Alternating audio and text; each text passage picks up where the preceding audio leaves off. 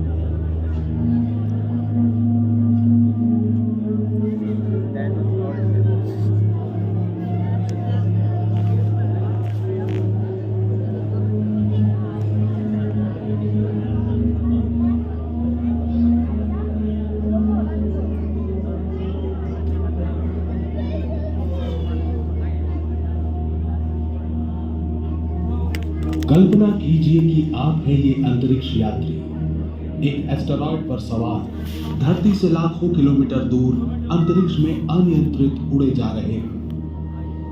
आप क्यों हैं यहाँ? महाकाश का ये चट्टानीय टुकड़ा इतना खास क्यों है?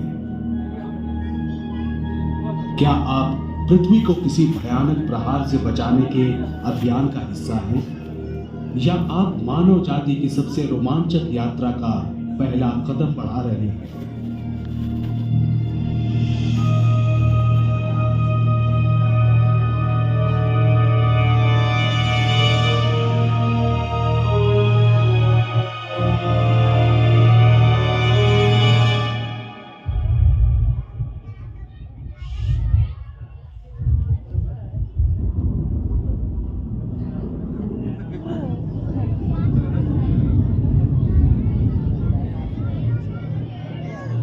साढ़े 6 करोड़ वर्ष पहले की बात। धरती मुसीबत में है। एक विशाल एस्टेरॉयड आसमान से गिर गया। एक के साथ जुड़ी दूसरी आपदा खड़ी होने लगी।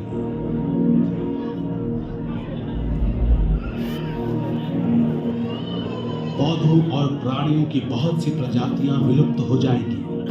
डायनासोर का राज खत्म होने वाला है।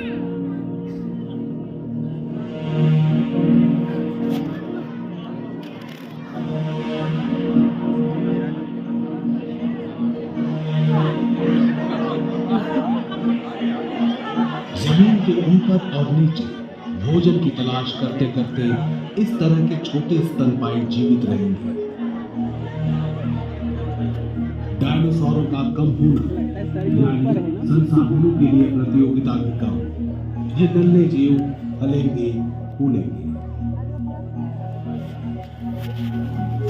एस्टेरॉयड के ऐसे प्रलयकारी विस्फोट से उभरकर पृथ्वी फिर स्वस्थ होगी। करोड़ों सालों तक स्तनपायी नई प्रजातियों में विकसित होंगे। विकास करते करते बन जाएंगे संपूर्ण मानव।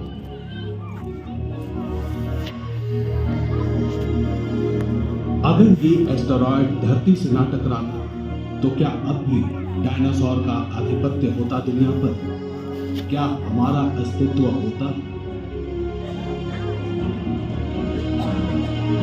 आज हमारी मौजूदगी हर जगह और धरती पर हमारे अस्तित्व का अधिकांश हमारे नियंत्रण में है।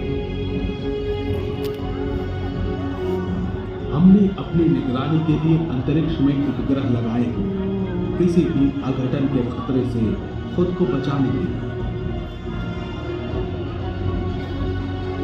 लेकिन हम आज भी आशंकाओं की चपेट में हैं। हमें खतरा है एस्टेरॉयड से, बीच बीच में जिनकी मौजूदगी के संकेत हमें मिलते हैं। कुछ अरसा पहले ही 20 मीटर का एक ब्लू व्हेल जितना लंबा एस्टेरॉयड तेजी से हमारे उपग्रह के पास से गुजरा।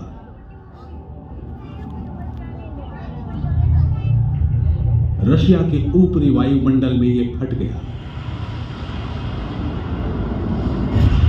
बहुत से लोगों ने इस विस्फोट को सुना और महसूस किया।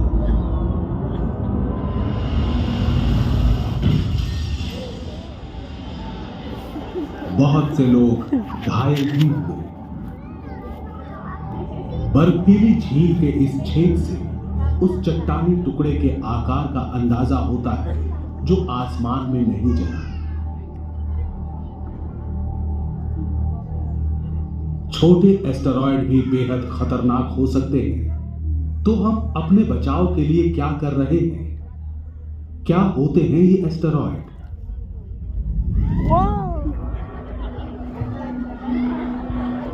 तेरे सर के ऊपर है। आज से 4.5 अरब साल पहले जब हमारा सौर मंडल बना, उस वक्त जो चट्टानीय टुकड़े किसी ग्रह या उपग्रह से नहीं जुड़ पाए, वो सूरज के इर्द गिर्द भटकते रहे।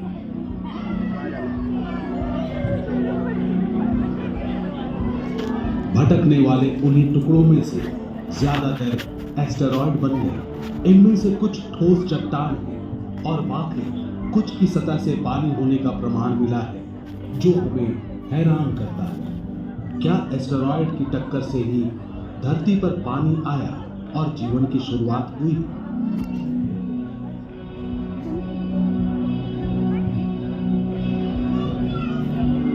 ये छोटे कंकर से लेकर विशाल चट्टान के आकार के हो सकते हैं। हमारे चंद्रमा का 1/4 भी। हमने सबसे विशाल एस्टेरॉयड को दूर निकाला है। ये पृथ्वी से टकराव के रास्ते में नहीं आता, लेकिन इस जैसे छोटे एस्टेरॉयड से हमें ज्यादा खतरा है। फुटबॉल के मैदान से भी छोटे, इन्हें खोजना कठिन है, लेकिन हम ढूंढ रहे हैं।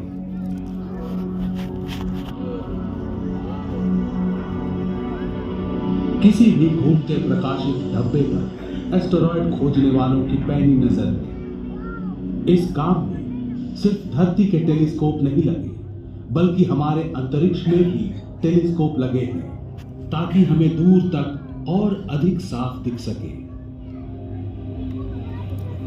जब गवेषकों को कोई एस्टेरॉयड दिख जाता है, एक 3 आयामी मॉडल में एक बिंदु से इसे दर्शाया जाता है और नजर रखी जाती है। यह बताता है कि क्या यह धरती के इतना करीब आएगा कि हम इस पर गौर करें।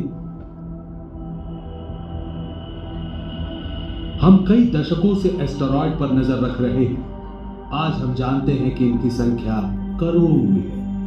ज्यादातर मंगल और बृहस्पति के बीच के एस्टेरॉयड बेल्ट में सूरज की परिक्रमा करते हैं, लेकिन सभी नहीं। कभी कभी कोई एस्टेरॉयड घूमते हुए इस विशाल गैसीय ग्रह के पास चला आता है।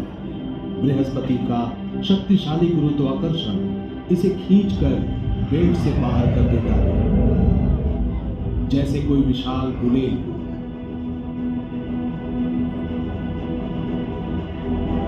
कभी कभी एस्टेरॉयड एक दूसरे से टकरा जाते हैं। हर दिशा में फैल जाते हैं चक्कर काटते चट्टानी टुकड़े।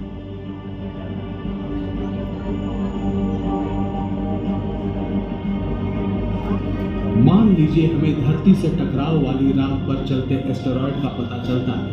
उम्मीद है कि समय रहते इसे देख लिया जाए और ये अनेकों वर्ष दूर होगा।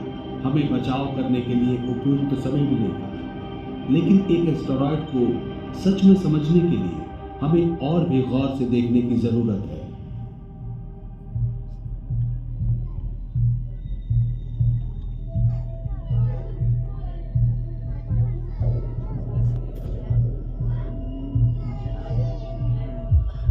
मानव रहित यान इस सफर पर निकलेंगे, सूचनाएं इकट्ठी करेंगे, पता करेंगे आकार, आकृति, घनत्व, संरचना, आंतरिक बनावट, परिक्रमण और गुरुत्वाकर्षण का विवरण। इससे हम जानेंगे कि आगे क्या करना है। सारे विचार ड्राइंग बोर्ड पर हैं। इनमें से 3 हैं ये है इम्पैक्टर। इसे एस्टेरॉयड पर नियंत्रित और निश्चित समय पर प्रहार करने के लिए डिजाइन किया गया है।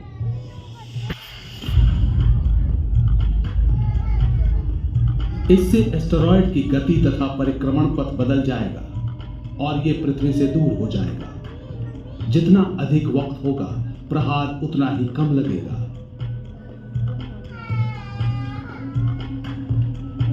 यदि कम से कम 1 दशक का समय है, हम एस्टेरॉयड के पास से बड़ा अंतरिक्ष यान उड़ाते हैं। इस यान का हल्का सा गुरुत्वाकर्षण इसे अपने मौजूदा रास्ते से हटाने के लिए काफी होगा, ताकि यह पृथ्वी से ना टकराए। और यदि सारे प्रयास असफल रहे और वक्त ही खिलाफ हो, तो एक खतरनाक उपाय ध्वंस कर देगा इसे।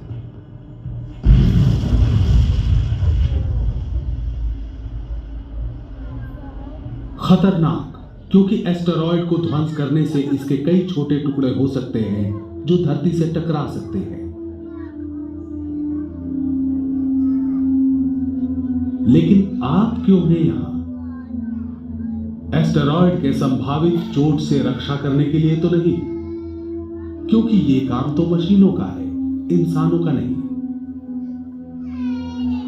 यदि आप यहां हैं तो वजह है कि आप एक एडवेंचर का हिस्सा हैं।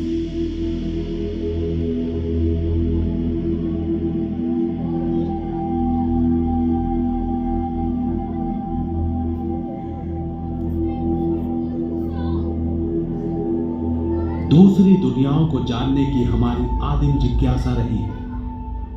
ये हमें ले आई थी चांद पर। आज ये हमें ले चली सौर मंडल के पार।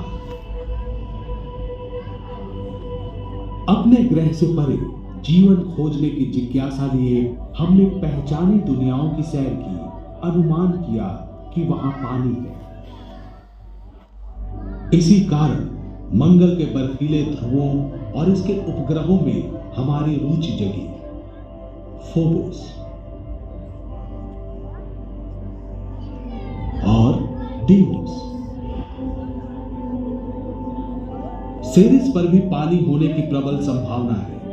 एस्टेरॉयड बेल्ट में जो है विशालतम। हाल ही में हमने इसकी सतह पर कई चमकीले धब्बे खोज निकाले हैं। माना गया कि या तो ये बर्फ है या सूखी हुई गाद।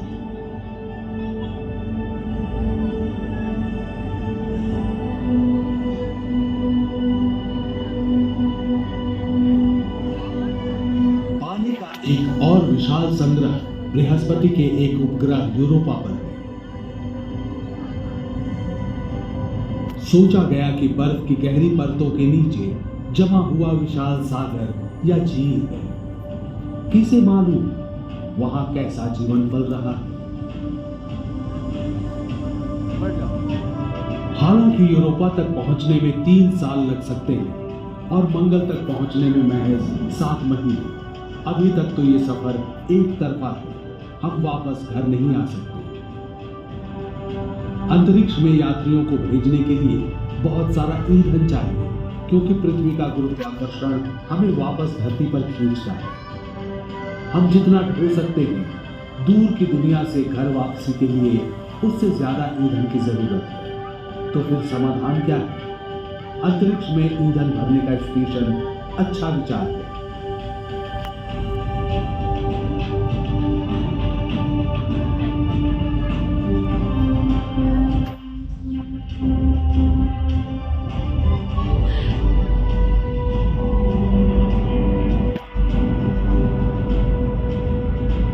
लेकिन एक ऐसे छोटे या बड़े स्टेशन के लिए भी पहले धरती से ही ईंधन ले जाना पड़ेगा। ऐसा करेंगे हम। अगर हमें एस्टेरॉयड से अपना ईंधन नहीं मिल जाता तब। चंद एस्टेरॉयड के भीतर उपयोगी संसाधनों का खजाना है, जैसे कि जल मिश्रित खनिज। इनमें से जल कणों को अलग कर रासायनिक प्रक्रिया द्वारा हाइड्रोजन ईंधन में बदला जा सकता है।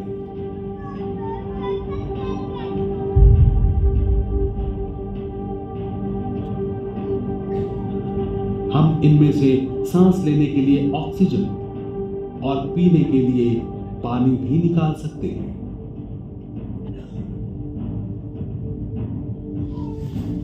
रोबोट इंसानों से पहले भेजे जाएंगे। वो एस्टेरॉयड की संरचना का निरीक्षण करेंगे, इसके गुरुत्वाकर्षण का नक्शा बनाएंगे एवं पीछे आने वाले अंतरिक्ष यात्रियों के यान उतरने के सुरक्षित स्थान का पता लगाकर चिन्हित करेंगे। यहां धरती पर हम तैयारी करेंगे हमारे सबसे चुनौतीपूर्ण अभियान की।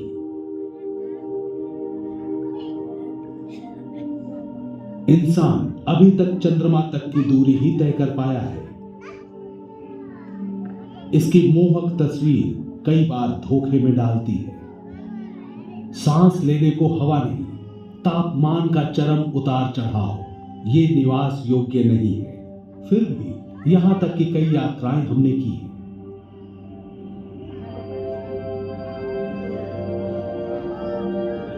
हम पृथ्वी के निचले परिक्रमण पथ तक भी पहुंचेंगे। यहां स्पेस वॉक का अनुभव कितना रोचक होगा।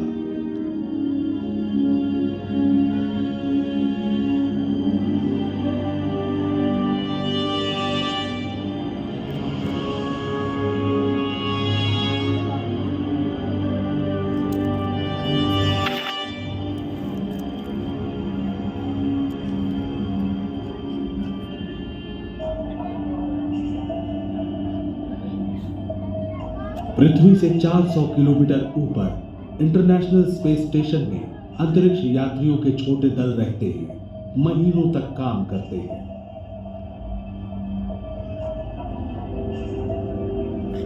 और काम बहुत से हैं। न्यूनतम गुरुत्वाकर्षण में शोध से लेकर यान की मरम्मत करना।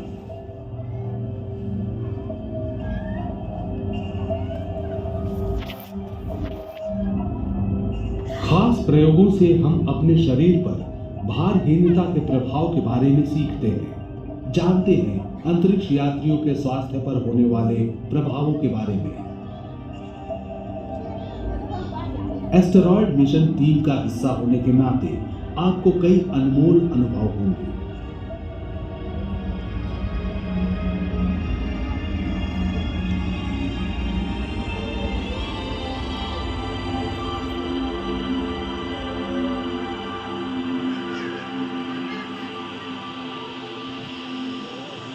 अंतरिक्ष के प्रशिक्षण का एक और स्थान है दूर पृथ्वी के ऊपरी परिक्रमण पथ में।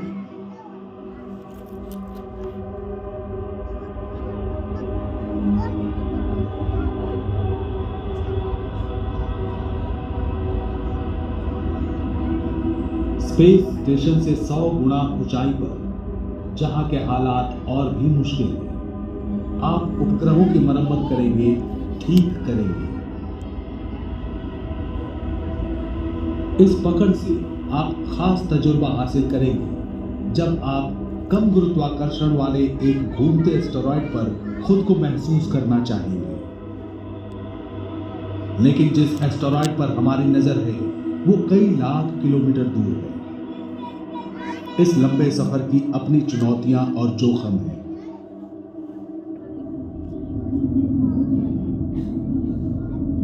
आप अभी धरती के चुंबकीय घेरे में हैं। ये घेरा उत्तकों को नुकसान पहुंचाने वाले सौर विकिरण और उससे बाहर से आने वाली महाकाशीय किरणों के लिए सुरक्षा कवच है। इस घेरे से बाहर रहना बेहद खतरनाक होता है। इसीलिए वैज्ञानिक अंतरिक्ष यात्रियों को सुरक्षित रखने के उपायों पर काम कर रहे हैं।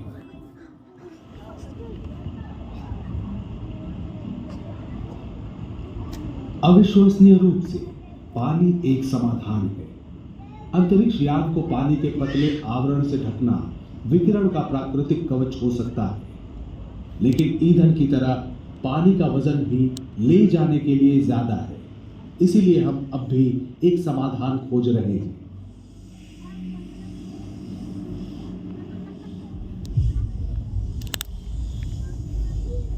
एक और चुनौती भी है। हमें अंतरिक्ष तक पहुंचाने वाले हार्डवेयर की तरह हमारे दिमाग का सॉफ्टवेयर उतना अनुकूल ना हो। आज तक धरती से इतनी दूर कोई नहीं पहुंचा। वो क्षण आनंद का भी होगा और तनाव का भी। और महीनों तक बंद रहने का परिणाम क्या होगा? इस कैदी जीवन पर आपकी प्रतिक्रिया क्या होगी?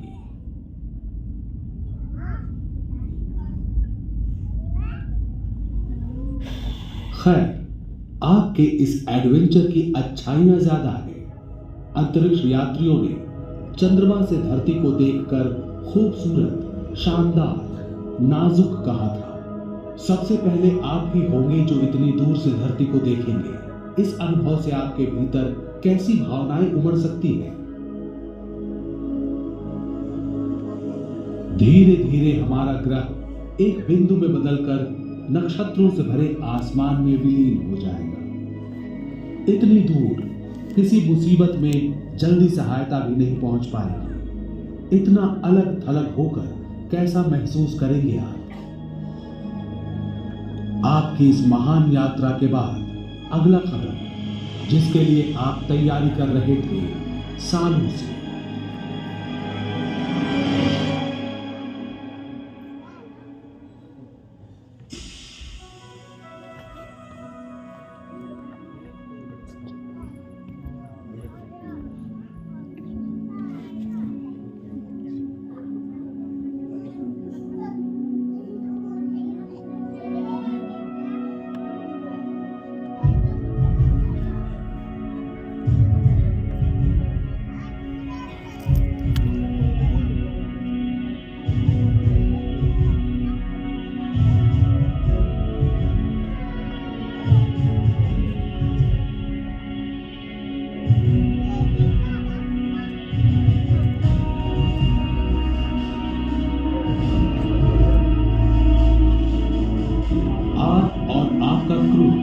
जो शोध, ज्ञान और अनुभव लेकर धरती पर लौटेगा, वो बेहद कीमती होगा।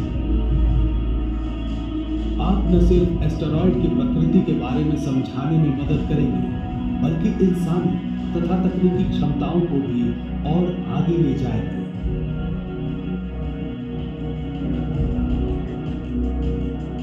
ये दुस्साहसिक अभियान लंबी यात्राओं के लिए तैयार होने और ईंधन को बीच राह में फिर से भरने के लिए खास पड़ावों के निर्माण की तरफ एक महत्वपूर्ण कदम होगा।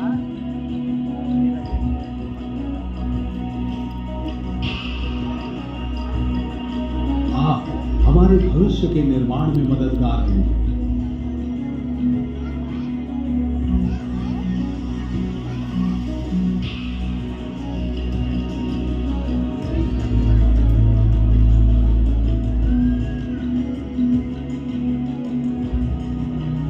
इंटरनेशनल स्पेस स्टेशन की तरह यहां से भी यात्री आ जा सके, रह सके, काम कर सके और सुदूर भविष्य में सौर मंडल को पार करने की भी बुनियाद है।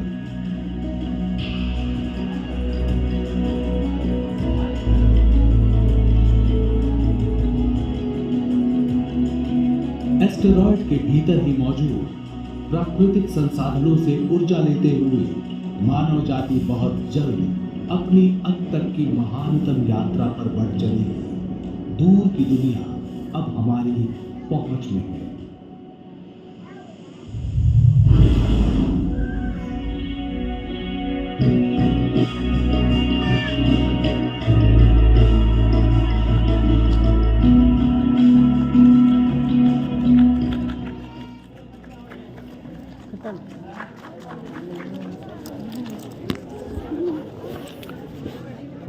खत्म हो गया। चलो बड़ा जल्दी खत्म।